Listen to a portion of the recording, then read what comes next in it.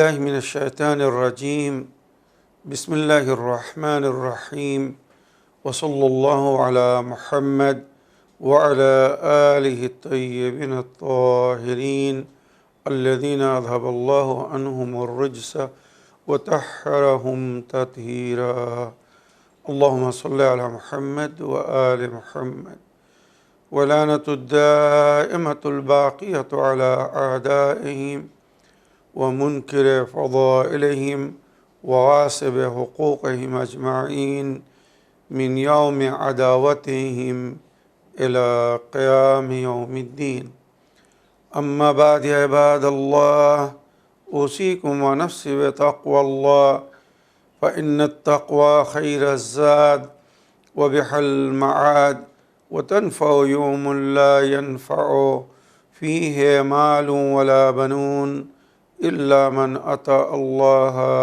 بقلب سليم وصلى الله على محمد وعلى آله الطيبين الطاهرين اللهم صل على محمد وآل محمد وعجل فرجهم আমার প্রিয় দর্শক ও শ্রোতাবৃন্দ আসসালামু আলাইকুম ওয়া রাহমাতুল্লাহি ওয়া বারাকাতুহু আপনাদের সকলকে আন্তরিক সালাম ও শুভেচ্ছা জানিয়ে আজকের অনুষ্ঠান ইসলাম ইন বাংলায় আপনাদেরকে স্বাগতম জানাই।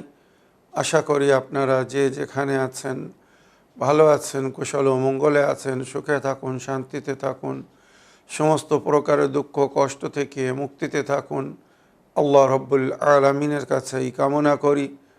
যারা অসুস্থ আল্লাহ তাদেরকে সুস্থতা দান করুন, যারা ঋণে ভুগছে আল্লাহ তাদেরকে ঋণ মুক্তি করুন। ওইরূপ যাদের জীবনে কোনো প্রকারের অভাব বা অশান্তি আছে আল্লাহ রব্বুল আলামিন তাদের সকলের জীবনে সুখ শান্তি দান করুন ও সকলের মনোকামনা আশাকে পূরণ করুন। আমিন ইয়া রাব্বাল আলামিন। এই দোয়ার সঙ্গে আজকের পর্ব শুরু করতে চলেছি। বিনা কোনো ভূমিকায় সরাসরি আপনাদের পাঠানো পেন্ডিং প্রশ্নের উত্তর দিতে চাই। তাই আসুন দেখি কোথা থেকে কে কী প্রশ্ন করছেন বা কে কি জানতে চাচ্ছেন। সালামুন আলাইকুম প্রিয় ভাইজান, আশা করি ভালো আছেন। কোরআন শরীফের সূরা সাবা আয়াত নাম্বার 24-এর বিস্তারিত ব্যাখ্যা এবং তর্জমা করিলে খুবই উপকৃত হইতাম। খুদা হাফিজ, ফেমানিল্লাহ। ওয়ালাইকুম আসসালাম ওয়া রাহমাতুল্লাহি ওয়া বারাকাতুহু। আমার প্রিয় বোন, আপনার ওয়াইসমেলের জন্য আপনাকে অসংখ্য ধন্যবাদ জানাই। আপনি সূরা সাবা আয়াত নম্বর 24-এর অনুবাদ ও ব্যাখ্যা জানতে চেয়েছেন। উক্ত আয়াতে আল্লাহ রব্বুল আলামিনের ইরশাদ হচ্ছে, বিসমিল্লাহির রহমানির রহিম, কুল মান ইয়ারযুকুকুম মিনাস সামাওয়াতি ওয়াল আরদ। আমার নবী, আপনি বলে দিন তাদেরকে যারা মনে করে যে আমরা নিজেদের রুজি নিজেরা সঞ্চয় করে খাচ্ছি, আমরা নিজেদের মেহনত বা পরিশ্রমের ফল বা নিজেদের রুজির উপায় নিজেরা করে খাচ্ছি, এটা তাদের একটি মস্ত বড় ভুল ধারণা। এই জমিন বা আসমান বা এর মাঝখানে যা কিছু আছে, আমার বান্দারা যা কিছু উপভোগ করছে, এটা আমার দান। এটাই আল্লাহ নিজের ওলি আউলিয়া বা নবীদের মাধ্যমে আমাদেরকে বলেছেন। আল্লাহ যদি না চায় তো এই জমিন কোনো ফসল উৎপাদন করবে না, বৃষ্টিপাত হবে না, কোনো নেয়ামত আমরা পাব না। যার সেই যদি নিজের মেহনতের বা পরিশ্রমের ফল পেত, তাহলে এই দুনিয়ায় কেউ ধনী কেউ গরিব হতো না, সবাই এক সমান হতো। সবাই মেহনত করছে, কে বড় লোক হতে চায় না, কে ধনী হতে চায় না। আজ আমাদের পরিবেশে, আমাদের সমাজে দেখুন কম্পিটিশন চলছে। সবাই এক অপরের চেয়ে তো অধিক ধনী হতে চায়, অধিক আয় করতে চায়, অধিক সঞ্চয় করতে চায়, কিন্তু কেউ সক্ষম হচ্ছে, কেউ সক্ষম হচ্ছে না। এর অর্থ কি? এর মানে কি? যারা জানে, মানে বা বোঝে, বা আল্লাহর ওলি আউলিয়ারা যেটা বলেছেন, মনে রেখো,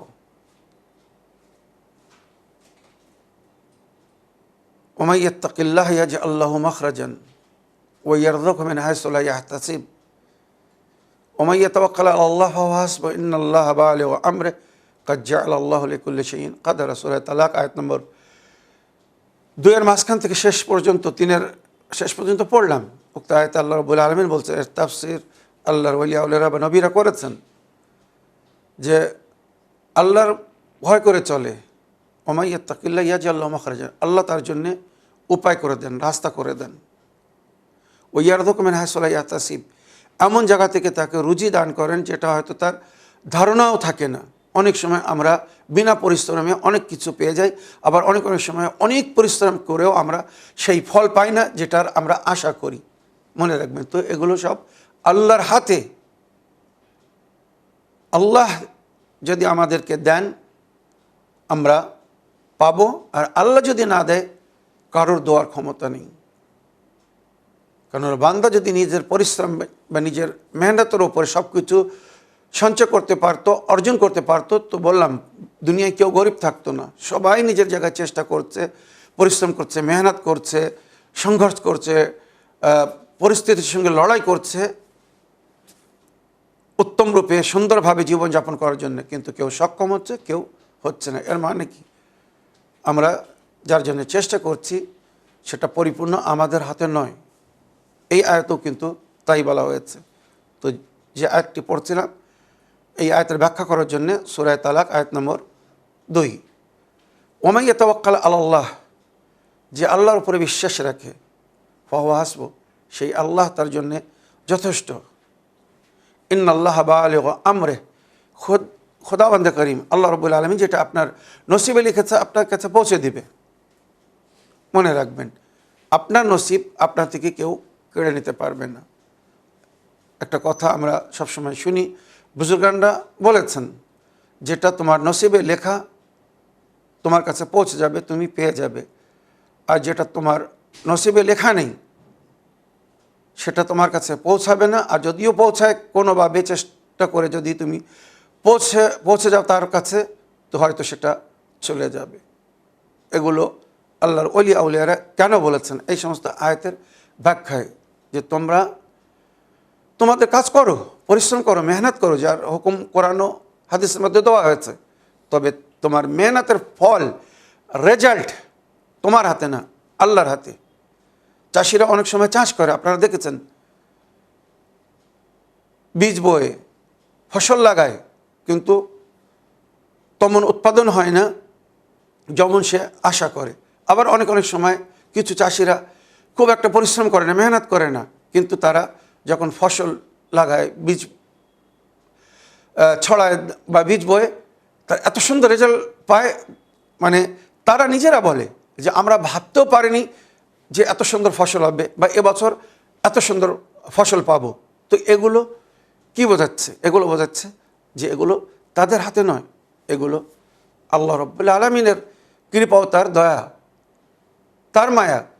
সে কোন বান্দা থেকে রাজি হয়ে কাকে কি দিবেন আমরা জানি না, সেই জানে, আল্লাহ জানে।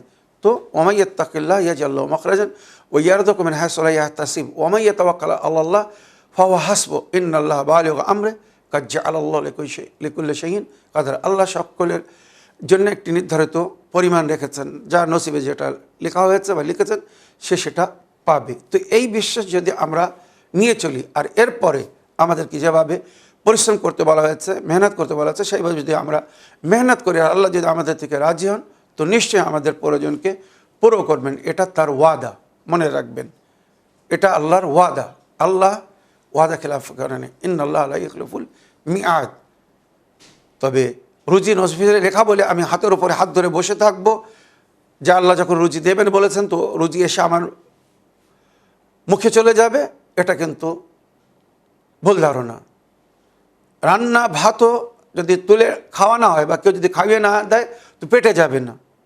এগুলো একটা প্রমাণ যে রুজি আমাদের নসিবে লেখা আছে, কিন্তু তার জন্য আমাদেরকে মেহনত করে পরিশ্রম করতে হবে। আমার রুজির কাছে আমাকে যেতে হবে, আর নইলে সেটাকে আমার দিকে আনার চেষ্টা করতে হবে।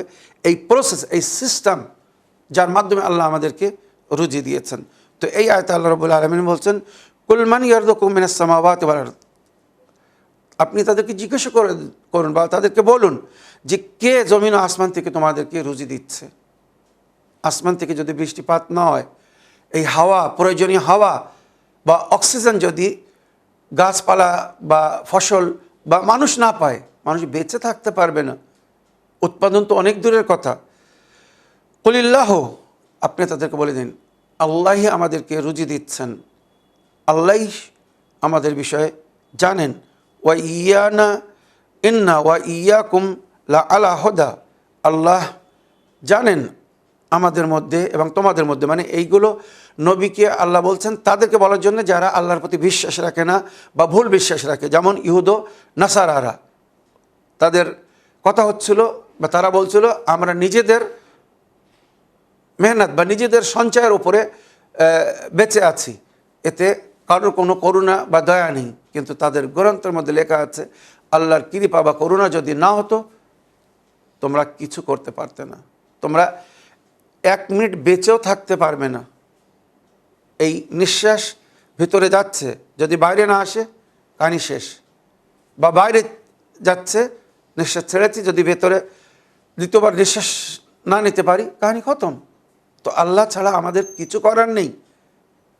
তাহলে কি করে আমরা বলতে পারি যে আমরা যা কিছু করছে আমাদের নিজেদের ক্ষমতায়, নিজেদের জোরে, নিজেদের বলে বা নিজেদের মেহনত? কখনো না। শুধু নিজেদের বলে, নিজেদের মেহনতে যদি সব কিছু হতো তো সবাই রাজা হতো, কেউ প্রজা হতো না। ওয়া ইন্না ওয়া ইয়াকুম লা আলা হুদা, তোমাদের মধ্যে বা আমাদের মধ্যে কে সঠিক আল্লাহ জানে। আউফি দালালে মুবিন, আর কে গুমরাহির মধ্যে, মানে যারা এই ধরনের কথা বলে যে আমরা যা কিছু করছি এটা আমাদের পরিশ্রম, আমাদের মেহনত বা আমরা যা কিছু পাচ্ছি এই দুনিয়ায়, ধন দৌলত যা কিছু সঞ্চয় করছি, এগুলো আমাদের নিজেদের পরিশ্রম বা আমাদের মেহনত। তো এদের সম্পর্কে বলা হচ্ছে এরা প্রকাশ্য ভুলের মধ্যে। তাই নবীকে বলছেন আল্লাহ জানে আমাদের মধ্যে কে হেদায়েতের উপরে আর কে ভুলের মধ্যে পড়ে আছে।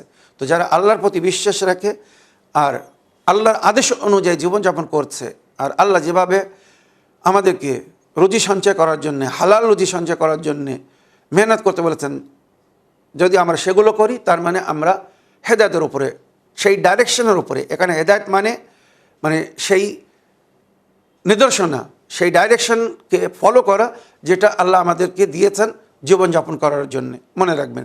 তো এর মানে কি আমরা আল্লাহর আদেশ বা নির্দেশ মেনে চলছি। আর এছাড়া যারা নিজেদের মেহনত বা নিজেদের পরিশ্রমকেই নিজেদের উন্নতির কারণ বলছে, তো এরা ভুলের মধ্যে আছে। এরা আল্লাহকে মানে কোনো ক্রেডিট দিতে চায় না বা আল্লাহর কোনো করুণা বা তার কৃপাকে স্বীকার করছে না। এরা নাশুকরা, মানে আল্লাহর কৃতজ্ঞ জ্ঞাপন করে না।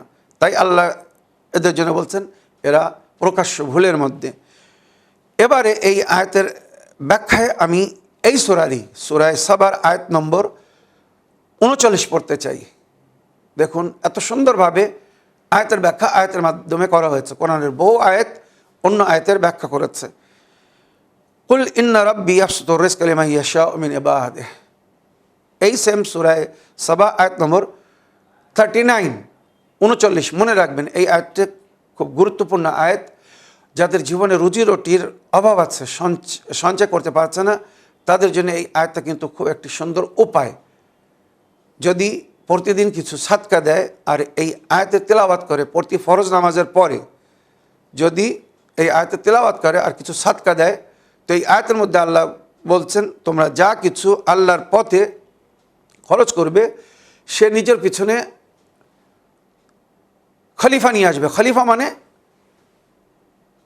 কারোর পেছনে কেউ যখন আসে, যেমন নবীর পেছনে নবীর খলিফা এসেছিলেন, উদাহরণস্বরূপ বলার জন্য বলছি, ওইরূপ যখন আমরা আল্লাহর পথে দান করব তো সে খলিফা নিয়ে আসবে, মানে নিজের পিছনে তার একটা বিকল্প বা তার পরিবর্তে কিছু নিয়ে আসবে। কুল ইন্না রাব্বি ইয়াবসুতু রিজকা লিমান ইয়াশাউ মিন ইবাদিহি, আল্লাহ নিজের বান্দাদের মধ্যে যাদের ওপরে ইচ্ছা বা যাকে ইচ্ছা তার রুজিতে বৃদ্ধি করে দেয়, বেশি করে দেয়। ওয়াইয়াকদির লাহু, আর রুজি পাওয়ার জন্যে উপায় করে দেন, তার নসিবে লিখে দেন, তার জন্যে রুজি উপায় করা বা সঞ্চয় করাকে সহজ করে দেন।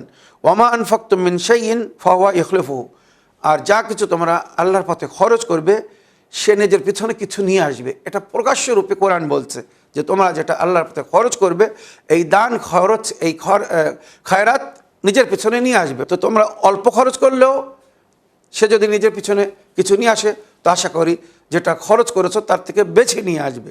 এই জন্য আল্লাহ বলছে তোমরা আগে দাও, তার পেছনে কিছু নাও বা নেওয়ার আশা রাখো, শুধু সবসময় পাওয়ার আশা করো না। তো আমাদেরকে আল্লাহর পথে দিতে থাকলে আল্লাহ রাজি থাকবে। আর বহু আয়াতের মধ্যে এর উল্লেখ হয়েছে, মানদাল্লাযী ইয়াকরিদুল্লাহ কারদান হাসানা ফায়ুযায়িফু লাহু, যে আল্লাহকে কারজে হাসানা দেয় আল্লাহ তাকে দ্বিগুণ করে, ডবল করে, তার অধিক করে তাকে ফিরিয়ে দেয়। কারজে হাসানা মানে ঋণ দেওয়া।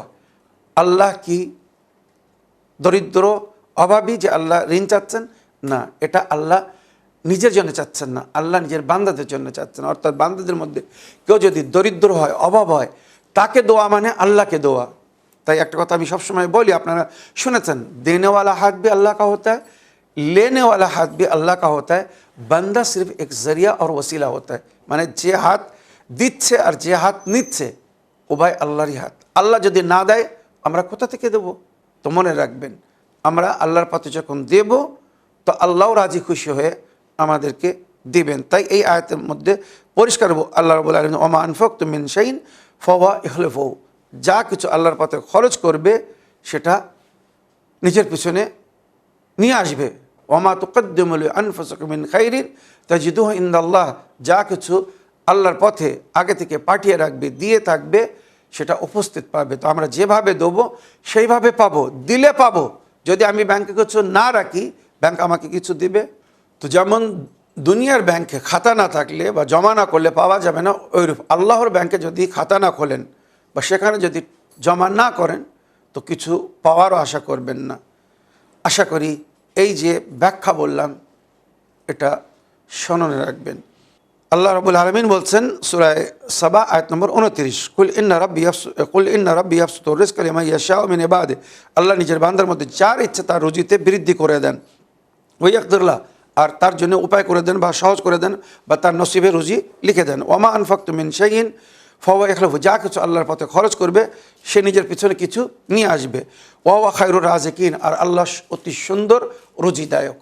এই যে আয়াতের মাধ্যমে আয়াতের ব্যাখ্যা করলাম আমার প্রিয় বোন, আশা করি এর থেকে আপনি বা আমার সমস্ত দর্শকবৃন্দরা লাভবান হয়েছেন। এবারে একটা লিখিত চিঠি পড়ব, তারপর ইনশাল্লাহ আপনাদের পাঠানো অডিও বা ভয়েসমেল প্লে করব।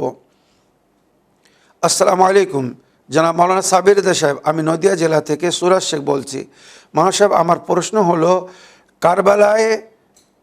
কারবালার ময়দানে হজরত ইমাম হোসেন আলাইহিস সালাম কোনো মুজিজার সাহারা কেন নেননি? এই বিষয়টি নিয়ে আপনি একটু আলোচনা করবেন। ওয়ালাইকুম আসসালাম ওয়া রাহমাতুল্লাহি ওয়া বারাকাতুহু। আমার প্রিয় ভাই সুরাজ শেখ সাহেব, আপনার চিঠি লেখার জন্য এবং সুন্দর একটি বিষয়ে জানার জন্যে যে প্রশ্ন রেখেছেন আপনাকে অসংখ্য ধন্যবাদ জানাই। আপনি বলতে চাচ্ছেন ইমাম নবীদেরকে আল্লাহ মুজিজা দান করেছেন, অনেক ক্ষমতা দান করেছেন। কারবালার ময়দানে ইমাম হোসেন যদি চাইতেন মুজিজা ব্যবহার করে, যে ক্ষমতা আল্লাহ ওনাদেরকে দান করেছেন, সেই ক্ষমতার মাধ্যমে উনি নিজের বা নিজের পরিবারের বা নিজের সাথীদের জীবন রক্ষা করতে পারতেন। চাইলে জমিন ফেটে পানির বাইর হতো, ওনাদেরকে ক্ষুধায় পিপাসায় থাকতে হতো না। ওনাদের জীবনে এমন অনেক মুজিজা আছে যেখানে ওনারা বিনা কোনো প্রসেসের মাধ্যমে, মুজিজার মাধ্যমে অন্যদেরকে পানাহার করিয়েছেন। তো কারবালার ময়দানে যদি উনি চাইতেন, মাটি থেকে ফোয়ারার মতো পানি বাইর হতো, আসমান থেকে দস্তরখান নামতো, পানাহার আসতো, বা দুশ্মনদের দিকে কোরআনের একটি আয়াত পড়ে যদি উনি ফু দিয়ে দিতেন, ওরা অন্ধ হয়ে যেত। নবী করিম সাল্লাল্লাহু আলাইহি ওয়াসাল্লাম সবে হিজরত যখন নিজের বাসা থেকে বাইর হচ্ছিলেন, চারিদিকে তলোয়ার নিয়ে কাবিলার সর্দাররা ঘরে ঘেরাও করে রেখেছিল। নবী তাদের মাঝখান থেকে চলে গিয়েছিলেন, নবীকে তারা দেখতে পায়নি। তো ইমাম হোসেন আলাইহিস সালাম যদি চাইতেন এমন করতে পারতেন। ইয়াজিদ লস্কর ইমাম হোসেনকে দেখতেও পারত না, কেন এমন করেননি? এটাই হচ্ছে আপনার প্রশ্ন। তো উত্তর শুনুন। কারবালার ঘটনা বা ইমাম নবীদের জীবনের ঘটনা আমাদের জন্য, আল্লাহর বান্দাদের জন্য, বা ওনাদের উম্মত বা অনুগামী অনুসারীদের জন্য একটি উদাহরণ, একটি আইডিয়াল, আদর্শ। আমরা এই সমস্ত ঘটনা থেকে শিক্ষা লাভ করব, বা এই সমস্ত ঘটনা আমাদের জন্য শিক্ষাদায়ক। আমরা সাধারণ মানুষ, আমাদের মধ্যে সেই স্পিরিচুয়াল পাওয়ার, রুহানি শক্তি বা ক্ষমতা নেই যার মাধ্যমে আমরা মুজিজা বা চমৎকার দেখাতে পারবো। তো কারবালার ঘটনায় যদি ইমাম হোসেন আলাইহিস সালাম কোনো মুজিজার সাহারা নিতেন, চমৎকার দেখাতেন, আর চমৎকারের মাধ্যমে, মুজিজার মাধ্যমে নিজের সমস্যার সমাধান করে নিতেন, তো পরবর্তীতে যখন সাধারণ পাবলিকের সামনে এমন ঘটনা আসতো, এমন পর্যায়ে, এমন সময় যদি আসতো, তারা কি করত? ইমাম নিজের মুজিজা, নিজের কেরামতের মাধ্যমে নিজের রক্ষা করে নিতেন, বাঁচিয়ে নিতেন। কিন্তু আমরা সাধারণ মানুষ, আমরা এই সময় কি পদক্ষেপ নেব? অন্যায়ের বিরুদ্ধে কি করে আমরা পদক্ষেপ নেব? আমাদের কাছে তো সেই মুজিজা, সেই কেরামতই নেই। তো যাতে সাধারণ মানুষ এমন পরিস্থিতিতে, এমন সময় তারা পদক্ষেপ নিতে পারে, অন্যায়ের বিরুদ্ধে লড়াই করতে পারে, তাই ইমাম কোনো মুজিজার সাহারা নেননি। আমাদের জন্যে ওটা আইডিয়াল করে গেছেন, আদর্শ করে গেছেন, যে আমি সমস্ত ক্ষমতা থাকার বা রাখার পরেও যখন আমি নর্মাল প্রসেস, অন্যায়ের বিরুদ্ধে কীভাবে পদক্ষেপ নিতে হবে, জুলম অত্যাচারের বিরুদ্ধে কীভাবে পদক্ষেপ নিতে হবে, এর জন্য যদি জীবনদান দিতে হয়, কষ্ট সইতে হয়, আপনদের কুরবানি দিতে হয়, এমনকি 6 মাসের শিশু বাচ্চা যার কোনো দোষ ছিল না, আজ বিশ্ব রেকর্ডে যাকে নির্দোষ লেখা হয়েছে, আর কমেন্টস করা হয়েছে ওখানে যে আলী আসগারকে যারা মেরেছিল তারা মানুষ ছিল না, তারা মানুষ রূপে পশুর চেয়ে তো অধম ছিল। তারা যদি মানুষ হতো, মানুষের সঙ্গে এই ব্যবহার করতো না। এক 6 মাসের শিশু বাচ্চার জন্য ইমাম হোসেন তাদের কাছে পানি চাচ্ছিলেন, আর পানির বদলে তারা যখন তীর মেরেছে, তো সামনেওয়ালা যারা তীর মেরেছে ওরা মানুষ ছিল না, ওরা পশুর চেয়ে তো অধম ছিল। কারণ পশুও পশুর জন্যে মায়া করে। তো আমার প্রিয় ভাই সুরাজ শেখ সাহেব কারবালার ময়দানে ইমাম হোসেন আলাইহিস সালাম ওই জন্যে কোনো মুজিজার সাহারা নেননি, যাতে সাধারণ মানুষ অন্যায়ের বিরুদ্ধে পদক্ষেপ নিতে পারে, দাঁড়াতে পারে। যে সামনে যতই বড় জালিম হোক না কেন, যতই বড় ক্রুয়েল বা দুশ্মন, অন্যায়কারী, অবিচারী হোক না কেন, যদি আমি সত্য বা হকের ওপরে হই, তো আমাকে কারোর পরোয়া করার প্রয়োজন নেই। সত্যের জন্য, ন্যায়ের লড়াইয়ের জন্য যদি জীবনদানও দিতে হয়, জীবনদান দিয়ে দেবো, কিন্তু অন্যায়ের আগে নতশির হব না, জুলমের আগে মাথা নত করব না। এই জন্য ইমাম হোসেন আলাইহিস সালাম এক সাধারণ মানুষের মতো ওখানে পদক্ষেপ নিয়েছিলেন, কোনো মুজিজা দেখাননি বা কোনো চমৎকারের সাহারা নেননি। একজন মানুষ হিসেবে, সাধারণ মানুষ অন্যায়ের বিরুদ্ধে কীভাবে পদক্ষেপ নিবে বা নিতে হবে, কারবালার পুরো ঘটনা এই শিক্ষার উপরে নির্ভর করে। স্টেপ বাই স্টেপ কারবালার একটা স্মৃতি যদি কেউ ফলো করে তো পায়ে পায়ে সে শিক্ষা পাবে। ইমাম হোসেন কিভাবে প্রথম তাদেরকে সৎপথের দিকে আমন্ত্রণ জানিয়েছিলেন, অন্যায় থেকে মানা করছিলেন, বাধা দিচ্ছিলেন। খরজতুল তালাবিল ইসরাফি উম্মতে জাদ্দি, আমি আমার নানার উম্মতের সংশোধনের জন্য যাচ্ছি, তারা ভুল পথের প্রতীক হয়ে গেছে, তাদেরকে মিসগাইড করে দেওয়া হয়েছে। ইসলামের নামে, দ্বীনের নামে বেদিনী বা বেধর্মী ছড়ানো হচ্ছে। তো আমার প্রিয় সুরাজ শেখ ভাই, ওই জন্যে ইমাম হোসেন আলাইহিস সালাম সাধারণ মানুষের মতো একটা পদক্ষেপ নিয়েছিলেন, যাতে সাধারণ মানুষ এর থেকে শিক্ষা লাভ করে, জ্ঞান অর্জন করে, যে সময় আসলে, প্রয়োজন হলে এইভাবে আমাদেরকেও পদক্ষেপ নিতে হবে, স্টেপ নিতে হবে। চুপচাপ বসে থাকলে হবে না, চমৎকারের অপেক্ষা করলে হবে না, বা মুজিজার অপেক্ষা করলে হবে না। যেমন কিছু মানুষরা আজ ফিলিস্তিনের অবস্থা নিয়ে এই ভেবে আছে যে কোনো চমৎকার হবে, কোনো অদৃশ্য শক্তি এসে সমস্যার সমাধান করে দেবে। আমরা কিছু করব না, আমাদের এটা কর্তব্য বা দায়িত্ব না। না, ইমাম হোসেন যেমন জালেমের জুলুমের বিরুদ্ধে উঠেছিলেন, আমাদেরকেও সমস্ত যুগে, সমস্ত জায়গায় এবং সমস্ত সময় অন্যায়ের বিরুদ্ধে কিভাবে উঠতে হবে, পদক্ষেপ নিতে হবে, এর সুন্দর উদাহরণ কারবালার ঘটনা আমাদেরকে সেই শিক্ষা দিয়েছে। আমার প্রিয় ভাই, আশা করি এই যে বিস্তারিত আলোচনা করলাম এর থেকে আপনি বুঝতে পেরেছেন। আগের অডিও নিয়ে দেখি কোথা থেকে কে কি বলতে চাচ্ছেন। আসসালামু আলাইকুম, আমি মিজানুর রহমান মল্লিক, দক্ষিণ 24 পরগনার উপস্থিত থেকে। আশা করছি মৌলানা সাহেব আপনি ভালো আছেন। আর দোয়া করি আল্লাহ তাআলা দুনিয়ার সমস্ত সন্তানদেরকে তাদের মায়ের আঁচলের ছায়ায় নিরাপদ আশ্রয় দান করুন এবং সমস্ত বৃদ্ধ পিতামাতাকে তাদের সন্তানের মাথার ছায়া স্বরূপ রাখুন। আজ ইসলামিক বাংলায় একটা বিষয় জানতে চাই যে বর্তমানে আমরা যদি ফিলিস্তিনিদের দিকে তাকাই তো দেখতে পাই যে ফিলিস্তিনের মাটি রক্তে ভেসে যাচ্ছে। নিরীহ শিশু, নারী, বৃদ্ধরা ইসরায়েলের নির্মম বোমাবর্ষণে শহীদ হচ্ছে। বিগত 2-3 বছর ধরে এই দৃশ্যগুলো দেখে যদি আমরা ক্লান্ত হয়ে পড়ি তো জানি না সেই নির্যাতিত ভাইদের অবস্থা কেমন। এই ভয়ঙ্কর জুলুম যখন দেখি তখন আমাদের অন্তর যেন এক অদৃশ্য আঘাতে ক্ষতবিক্ষত হয়ে যায়।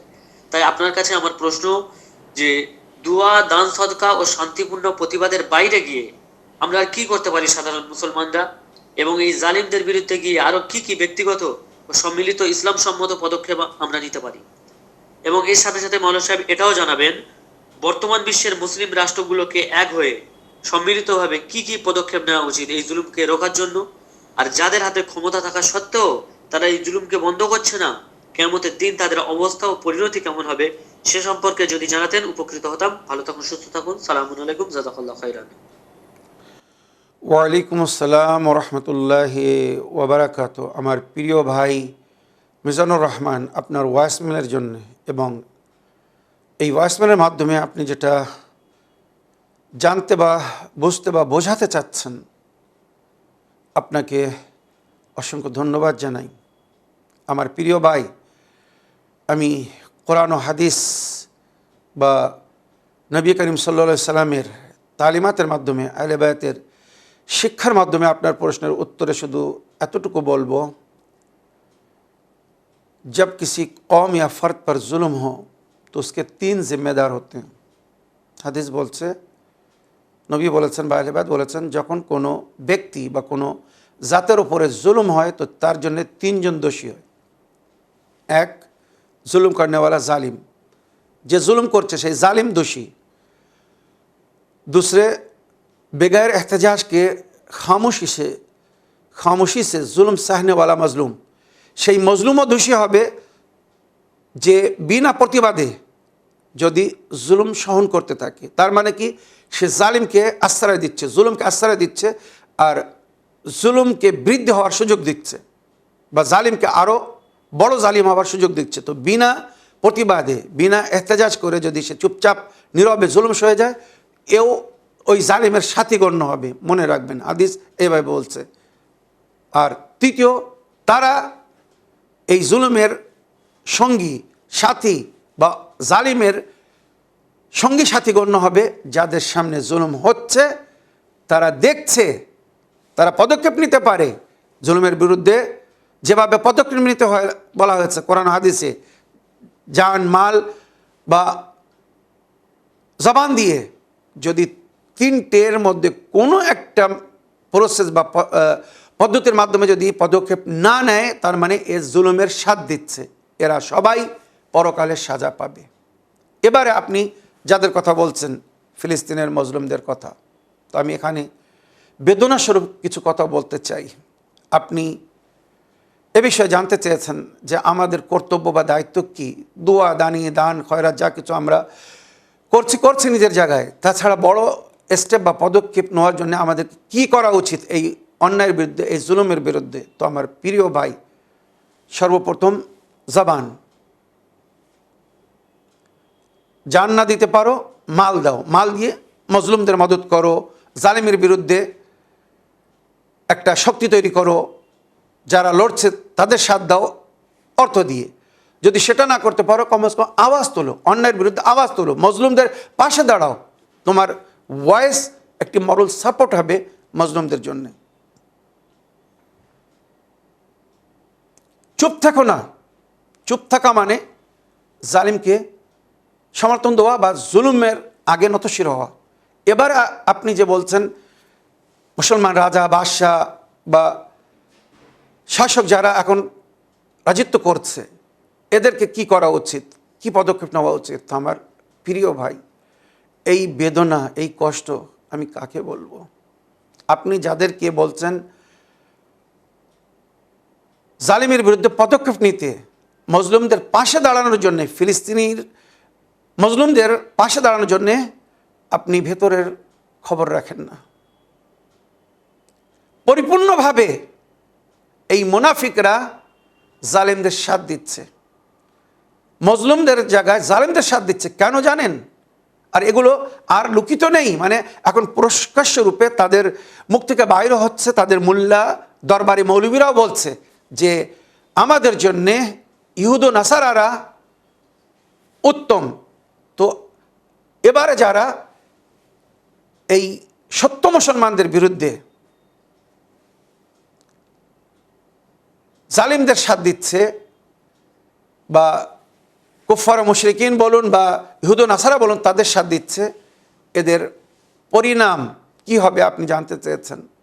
তো এই দুনিয়ায় যা হচ্ছে যথেষ্ট, পরকালে তো আছেই আছে জালিমদের সাথ দেনওয়ালা।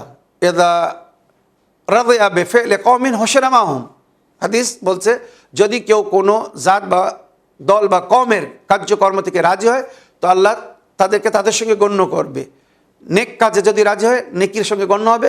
অন্যায়, পাপে, ভুল বা জুলুমের সঙ্গে যদি রাজি হয়, তো জালিমদের সঙ্গে গণ্য হবে তার সঙ্গে। তো এটা ক্লিয়ার। আর জালিমের ডবল সাজা, দুনিয়াও সাজা পাবে, পরকালেও সাজা পাবে। খেয়ানতকারীদের জন্য ডবল সাজা। এখন যে মুসলিম রাজ্যের অধিকাংশ শাসক বা রাজা বা যাই বলুন না কেন, তাদেরকে যারা দায়িত্বে আছে, এদের মধ্যে অধিকাংশ খেয়ানত করছে কওমের সঙ্গে, উম্মতের সঙ্গে। আমি বলছি না সমস্ত মুসলমানরা ভুল বা তারা জুলুম বা অন্যায়ের সাথ দিচ্ছে না। এদের যে রাজারা, এদের যে শাসক বা যাদের অধীনে এরা জীবনযাপন করছে, এরা অন্যায়ের সঙ্গে। ওই জন্যে ওই সমস্ত দেশ এখন অন্যায়ের সঙ্গে গণ্য হচ্ছে। আমার প্রিয় ভাই, সময় শেষ হয়ে গেছে, নইলে অনেক কিছু বলার ছিল, মনের কথা। তো এই যে বেদনা, শুধু শেষ কথা এটাই বলতে চাই, আপনি তাদের থেকে আশা রাখবেন না ন্যায়ের, যারা প্রথম থেকেই অন্যায়ের সাথ দিচ্ছে। নবীর পরে যারা নবীর আহলে বায়তের সঙ্গে অন্যায় করেছে, যে আহলে বায়তকে ধরে থাকার হুকুম দেওয়া হয়েছিল, সেই আহলে বায়তের উপরে যখন তারা জুলুম করেছে, তো সাধারণ ফিলিস্তিন বা মুসলমানদের উপরে জুলুম করবে এটা তাদের জন্য কিচ্ছু না। নবীর সন্তানকে যখন তারা ক্ষুধায় পিপাসায় জবাই করেছে, তো সাধারণ অন্যদেরকে যদি এমন দুর্ব্যবহার করে, তো আলহামদুলিল্লাহ, চিন্তা করবেন না, আল্লাহর মদত খুব নিকটে। জুলুমের সীমান্ত বা শেষ অবশ্যই হবে। যুগের ইমাম আসবেন, তবে এর মানে এটা না যে আমরা যুগের ইমামের অপেক্ষায় থেকে নীরবে বসে থাকবো যে আমাদের কোনো দায়িত্ব নেই, আমাদের দ্বারা কিছু হবে না। না, যেমন এর আগেও বললাম, ইমাম হোসেন এবং কারবালার ঘটনা আমাদের জন্য আদর্শ। অন্যায় জুলুম যেখানে হবে তার বিরুদ্ধে আমাদেরকে উঠতে হবে, দাঁড়াতে হবে। যে যেভাবে পারবে সে সেইভাবে যেন নিজের জায়গায় পদক্ষেপ নেয়। আল্লাহ জালেমদের উপরে লানাত করেছেন, আল্লাহ লানাতুল্লাহ আলা জালিমিন, কোরআনে লানাত হয়েছে। তো এই যে বিশ্বের নজরে মুসলমানেরা তুচ্ছ হয়ে যাচ্ছে, এটা হচ্ছে আল্লাহর লানাত, আল্লাহর অভিশাপ তাদের উপরে। তারা মজলুমের সাথ না দিয়ে যখন জালিমের সাথ দিচ্ছে, তো দুনিয়ায়ও তারা লজ্জিত হচ্ছে, পরকালে তো লজ্জিত হবেই হবে। এই যে ইশারায় কথাগুলো বললাম আমার প্রিয় ভাই বুদ্ধিজীবীর জন্যে যথেষ্ট। এই বলে আমার আজকের বক্তব্য এখানে শেষ করলাম। ওয়া আখিরু দাওয়ানা আলহামদুলিল্লাহি রাব্বিল আলামিন। ওয়াসসালামু আলাইকুম ওয়া রাহমাতুল্লাহি ওয়া বারাকাতুহু।